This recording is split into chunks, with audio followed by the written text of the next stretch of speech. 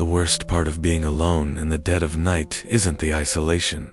It's the moment you realize you're not alone at all. It's the moment you realize something is watching you, mimicking you, and learning to talk like you.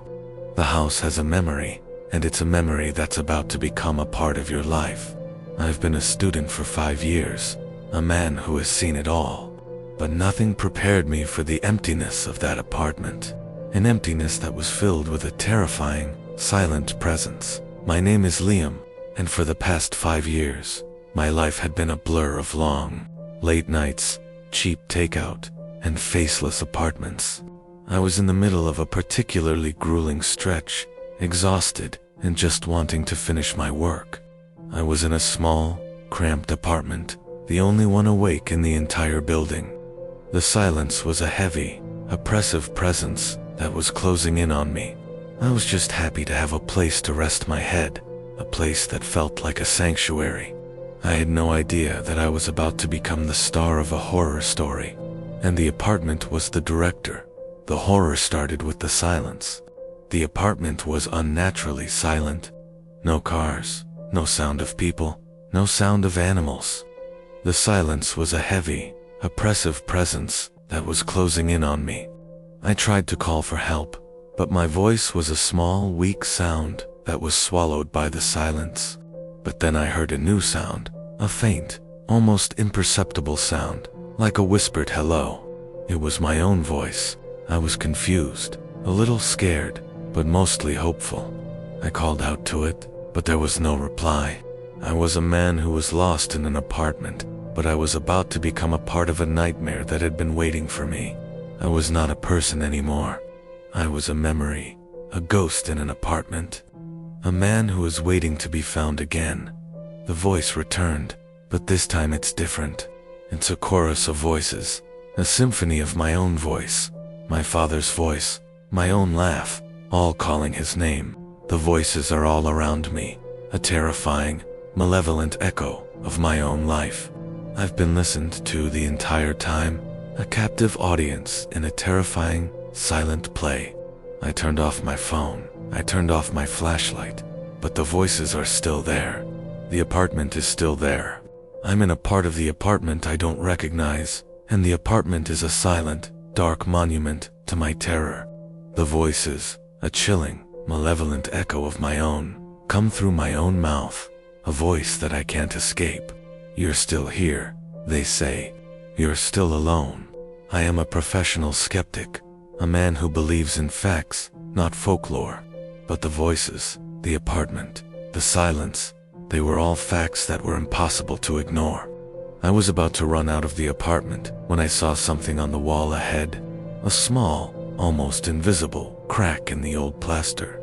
I stopped and got down on my hands and knees, my heart pounding against my ribs, and I pried it open with a knife. I found a small, dark space. The space is filled with old, dusty belongings, a small bed, a single, old-fashioned telephone. The room is a perfect replica of my own, a replica that has been waiting for me. The horror escalated one night when I was huddled in my room, my heart pounding against my ribs. I heard a faint, low click of the front door latch. It's a sound that I had heard before, but now, it's a sound of pure, unadulterated terror. The man from the closet is in the room. He hides in the bathroom, his heart pounding against his ribs, and he listens. He hears the man's footsteps, slow and deliberate, coming closer. He hears a new sound, a faint, wheezing voice, a whisper so thin and dry it sounds like it's scraping against his ear. I know you're in there, the voice says. I know everything about you. I know you like to hide in closets when you're scared. The voice is not the man's. It's his own voice, a chilling, malevolent echo of my own. I'm a captive audience in a terrifying silent play. I'm a character in a horror story, and the man from the apartment is the director. I ran. I sprinted out of the apartment, but I'm not free. The horror isn't just a man. It's a memory, a ghost in an apartment, a man who is waiting to be found again. The horror is in the realization that I'm not a person anymore. I'm a memory, a ghost in an apartment, A man who is waiting to be found again. I am no longer a student. I am a refugee of my own life. A man who knows that the apartment is a lie, and the man from the apartment is a predator. A man who is always in touch. The voices, a chilling, malevolent echo of my own, are a ghost in my own head. A sound that reminds me that the darkness is never truly gone. I am the new custodian of the apartment's tragedy. A man who knows that some memories aren't meant to be forgotten, and some sounds are meant to be heard forever.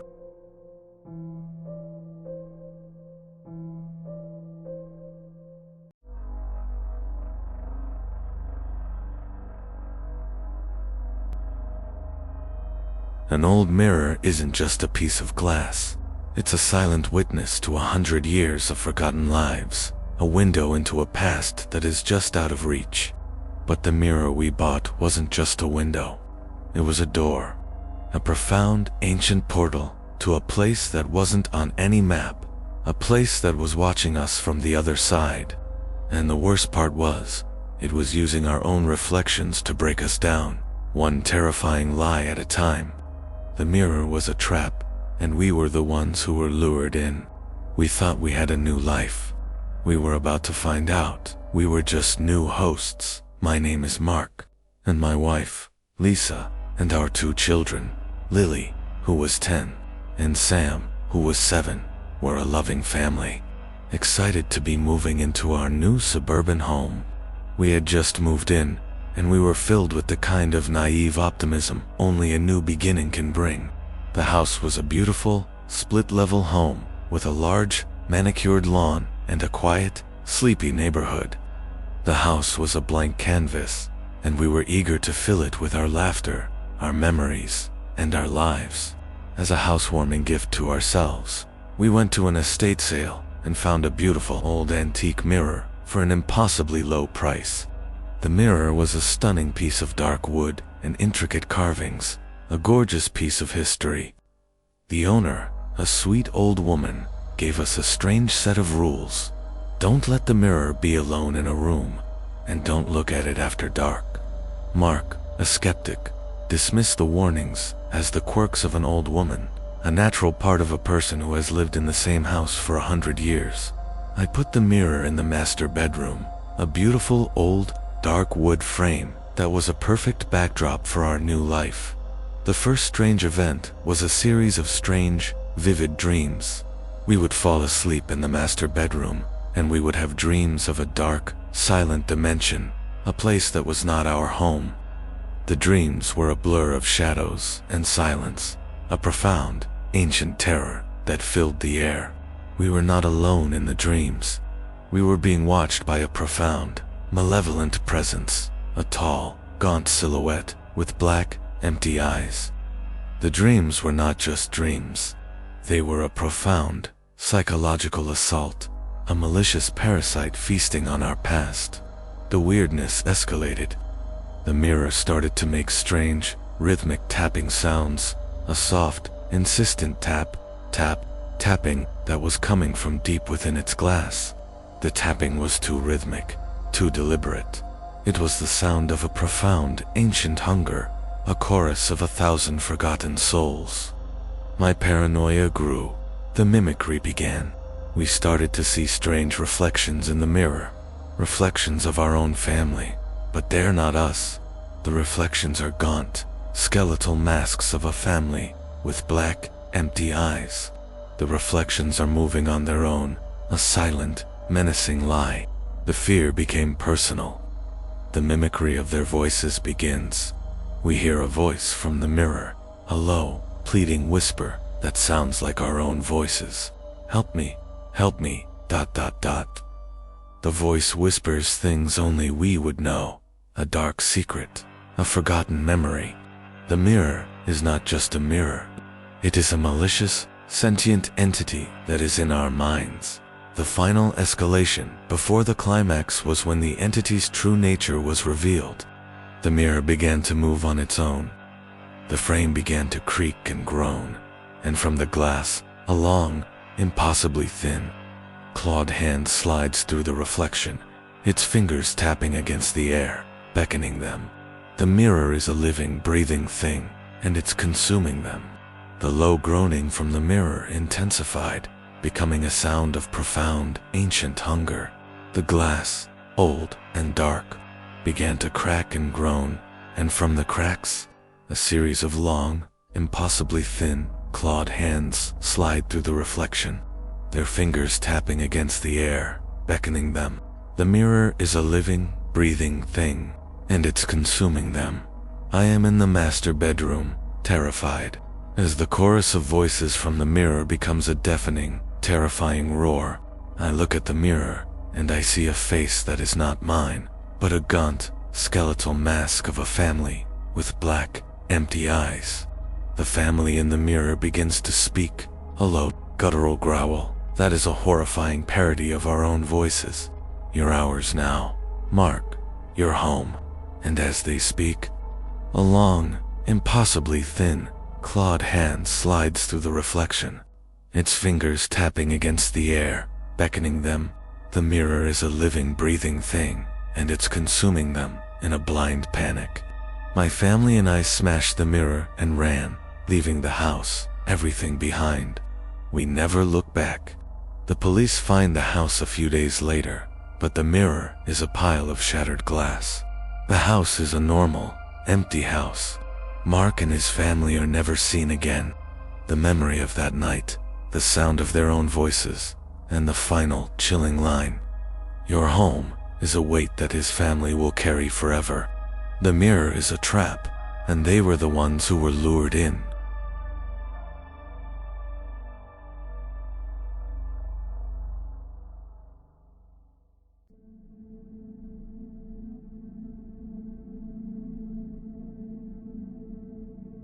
It's been 20 years, but every time I hear that sound, that specific, dry scrape of high-altitude wind, my throat closes up, and I'm right back there, on the ridgeline, realizing that the fear I felt wasn't for my life, but for my sanity.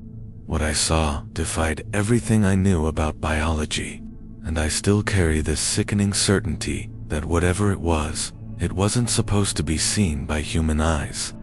I try to forget the long, thin shadow it cast in the moonlight, but it is the first thing I remember every time I close my eyes.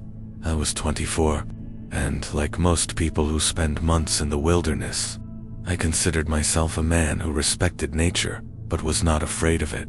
I worked as a lone season forestry technician in the Pacific Northwest, specifically in an extremely remote, heavily regulated section of national forest land. My job was simple: hike out to coordinates, monitor for bark beetle infestation, and log the data. The nearest paved road was a 2-day hike away, and the closest person was probably 20 miles off, running a fire watchtower. It was beautiful, desolate, and wonderfully quiet. The cabin I stayed in was nothing more than a glorified lean-to, but it was solid, and the silence, punctuated only by the crackle of my radio, was a welcome peace. For the first 2 months, life was entirely predictable. Sun, rain, miles of pine and Douglas fir, and the occasional deer or black bear. That predictability, that grounding routine, is what made the shift into the unreal so profoundly disturbing. It started with the smell. It wasn't the rot of a dead animal, nor the musk of a predator. It was a dense, metallic, almost coppery odor, like pennies mixed with burnt ozone, and it would just appear. One moment the air would be clean, pine and loam. The next, this heavy, sickening stench. I started noticing it near the small high alpine lake, about a mile from my cabin, and then, a few days later, right outside my door. It was always fleeting, lasting only a few breaths before dissipating entirely, leaving me standing there, nostrils burning, wondering if I was just stressed or dehydrated. Then came the change in the wildlife. The birds vanished. The usual cacophony of the forest in the morning, the territorial squawks, the busy chirps was replaced by an absolute, crushing silence. It was the kind of quiet that feels like pressure in your ears. A lack of sound so complete it suggested every living thing was holding its breath. I felt watched all the time. not just the peripheral glance you get when you're alone. This was a direct, palpable observation, and it came from above. I'd crane my neck, but the canopy was too thick. I started leaving my radio on, just for the static and the occasional human-sounding weather report. The escalation began on a Tuesday, roughly 3 weeks into the unsettling quiet. I was hiking a new grid line, one that skirted the base of a particularly rocky, steep bluff. I stopped to take a measurement when I saw them. They were footprints. They weren't bear prints, which I knew well, and they weren't human. They were longer and narrower than a man's, with 5 discernible toes. But the most, over the next few days, the strange activity intensified. The smells became routine. I'd find small, perfectly circular breaks in the top branches of tree snot, snapped by wind, but bent outward, as if something had dropped straight down or lifted straight up, then healed over years later. I felt a growing, profound certainty that I was being hunted, or at least monitored by something that considered me part of the landscape, like a slow-moving boulder. The true terror, the moment that burned the landscape into my mind, happened on the next Saturday. I was on the western ridgeline, a place with a clear, terrifying view of the next valley over. I had my binoculars up, scanning for signs of fire, when a movement caught my eye. It was too distant to be a bear, too fluid to be an elk. It was, standing on the next ridge, perhaps a mile away, outlined against the sickly orange of the setting sun. I brought the binoculars up, my hands shaking so violently I nearly dropped them. The creature was bipedal, standing easily 8 or 9 feet tall. It was impossibly lean, a study in attenuated proportion. Its skin, or whatever covered it, was the color of wet river stone, absorbing light rather than reflecting it. But the head, the thing that chills me most, was not quite a head. It was elongated, smooth, and seemed to lack any discernible features, save for 2 large, black, glassy discs where eyes should be, catching the last of the sun like wet oil. It was utterly still for what felt like an eternity. Then, slowly, with a sickeningly smooth motion that involved no shoulder or hip movement, it rotated its entire torso, perfectly,